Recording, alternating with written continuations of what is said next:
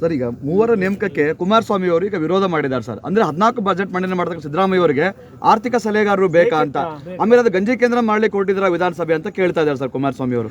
ನಾನು ಹೇಳಿದ್ದೀನಿ, ಉತ್ತರ ಹೇಳಿದೆ. ಈಗ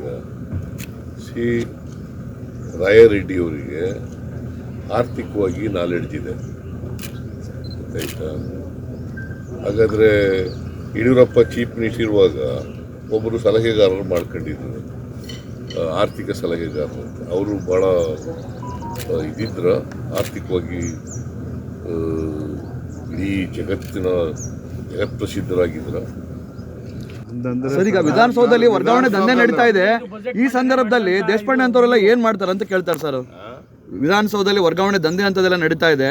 ಆಡಳಿತ ಸುಧಾರಣೆ ವಿಷಯದಲ್ಲಿ ಹಳೆ ಕಮಿಷನ್ ಏನ್ ಮಾಡಿದೆ, ಇವ್ರು ಏನ್ ಮಾಡ್ತಾರೆ ಅಂತ ಕೇಳ್ತಾ ಇದ್ದಾರೆ ಸರ್ ಕುಮಾರಸ್ವಾಮಿ ಅವರು. ಸರ್,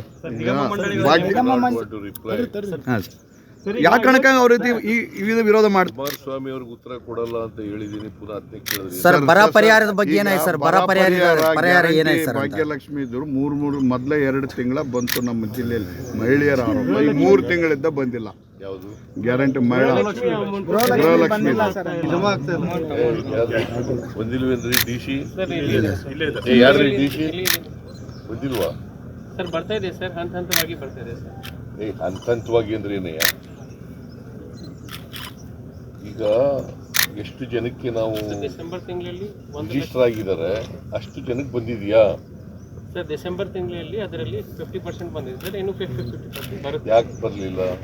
ಹಂತವಾಗಿ ಡಿಸೆಂಬರ್ ಮುಗಿದಿಲ್ಲಪ್ಪ, ಕೊಡ್ತಾರೆ. ಅಲ್ಲ ಸರ್, ಅಕ್ಟೋಬರ್ ನವೆಂಬರ್ ನೀವು ಸ್ಥಾಪನೆ ಮಾಡಿದ್ಮೇಲೆ 2 ತಿಂಗಳ ಬಂದಿದೆ. ಈಗ 3 ತಿಂಗಳಿಂದ ಬಂದಿಲ್ಲ ಸರ್. ಮಹಿಳೆಯರು ಆರೋಪ ಮಾಡ್ತಾ ಇದ್ದಾರೆ. ಯಾರು ಮಾಡ್ತಾ ಇರೋ? ಎಲ್ಲ ಫಲಾನುಭವಿಗಳು ಸರ್.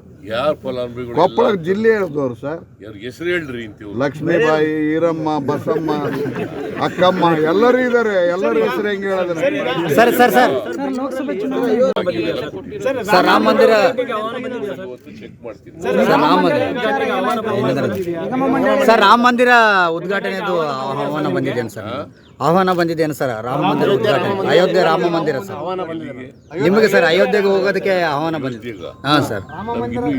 ಇವತ್ತವರೆಗೆ ಬಂದಿಲ್ಲ ಆಹ್ವಾನ. ನೋಡ್ತೀನಿ ನಾನು. ನಿಗಮ ಮಂಡಳಿದು ಸರ್ ಇನ್ನು ಘೋಷಣೆ ಎಲ್ಲ ಅಪ್ರೂವ್ ಮಾಡಿದ್ದಾರೆ. ಹೈಕಮಾಂಡ್ ಜೊತೆ ಎಲ್ಲ ಮಾತಾಡ್ಬಿಟ್ಟು ಬಂದಿದ್ದೀವಿ. ನಾನು ಅಧ್ಯಕ್ಷರು ಬಂದ ತಕ್ಷಣ ಇಶ್ಯೂ ಮಾಡ್ತೀನಿ ಸರ್. ಬರುತ್ತೆ ಸರ್, ಬರ ಪರಿಹಾರ ಸರ್. ಬರ ಪರಿಹಾರ ಸರ್. ಮೂವರ ನೇಮಕಕ್ಕೆ ಕುಮಾರಸ್ವಾಮಿ ಅವರು ಈಗ ವಿರೋಧ ಮಾಡಿದ್ದಾರೆ ಸರ್. ಅಂದ್ರೆ 14 ಬಜೆಟ್ ಮಂಡನೆ ಮಾಡತಕ್ಕ ಸಿದ್ದರಾಮಯ್ಯ ಅವರಿಗೆ ಆರ್ಥಿಕ ಸಲಹೆಗಾರರು ಬೇಕಾ ಅಂತ, ಆಮೇಲೆ ಅದು ಗಂಜಿ ಕೇಂದ್ರ ಮಾಡ್ಲಿಕ್ಕೆ ಕೊಟ್ಟಿದ್ರ ವಿಧಾನಸಭೆ ಅಂತ ಕೇಳ್ತಾ ಇದ್ದಾರೆ ಸರ್ ಕುಮಾರಸ್ವಾಮಿ ಅವರು. ಈಗ ನಾನು ಹೇಳಿದ್ದೀನಿ, ಉತ್ತರ ಹೇಳಿದೆ. ಈಗ ರಾಯರೆಡ್ಡಿ ಅವರಿಗೆ ಆರ್ಥಿಕವಾಗಿ ನಾಲೆಡ್ಜ್ ಇದೆ, ಗೊತ್ತಾಯ್ತಾ?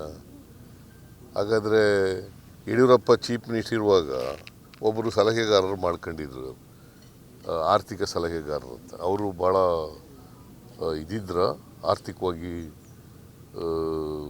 ಇಡೀ ಜಗತ್ ಪ್ರಸಿದ್ಧರಾಗಿದ್ರ.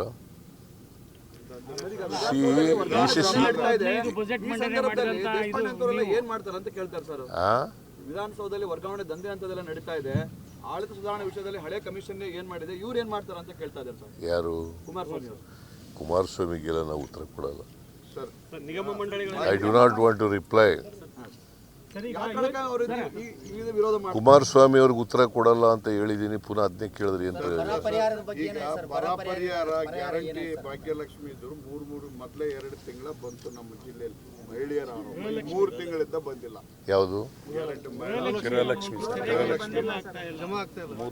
ಯಾರ್ರಿ ಬಂದಿಲ್ವೇನ್ರಿ? ಡಿಸಿ ಯಾರ್ರಿ? ಡಿಸಿ ಬಂದಿಲ್ವಾ ಸರ್? ಬರ್ತಾ ಇದೆ ಸರ್, ಹಂತವಾಗಿ ಬರ್ತಾ ಇದೆ ಸರ್. ಹಂತವಾಗಿ ಅಂದ್ರೆ ಏನಯ್ಯ?